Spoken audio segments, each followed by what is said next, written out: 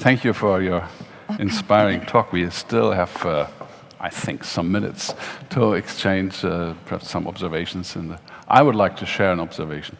My first computer that I owned was a VC20.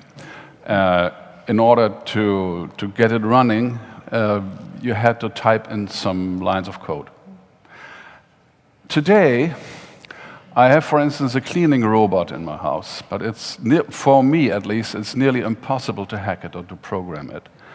And I tried hard. And I have the impression that our technological world, the gadgets, at least in the consumer sphere, is completely sealed against the users. So the experience that the children make in those classes, in those workshops, has not pretty much to do with their everyday life, their everyday experience. Would you agree to that? Yeah, but I hope that it will change due to the Internet of Things, because there will be sensors everywhere in that tree and in our, bottle of water, and there are nice systems with open interfaces where you can program them.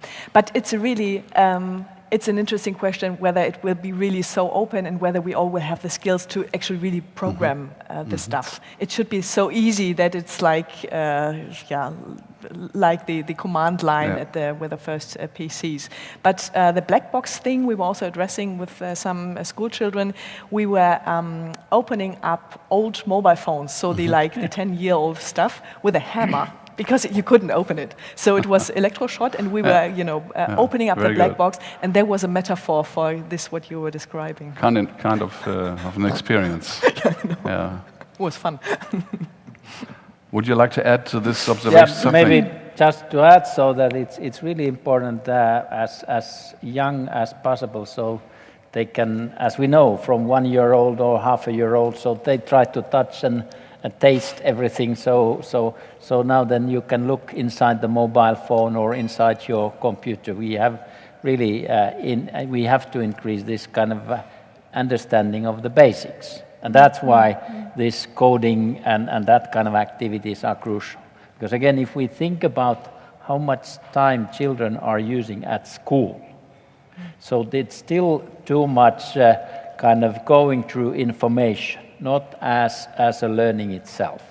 So we should move on, spending more of that time on this kind of really learning, kind of discovery kind of perspective of that. That makes a lot of sense. I'm inclined to allow for 2 or perhaps even 3 questions from the floor, perhaps, so that our panelists could answer, or remarks, not only questions, so we are not in a classroom. Sorry. Well, if there is none for the moment, thank you both, and I would like to proceed to our first panel.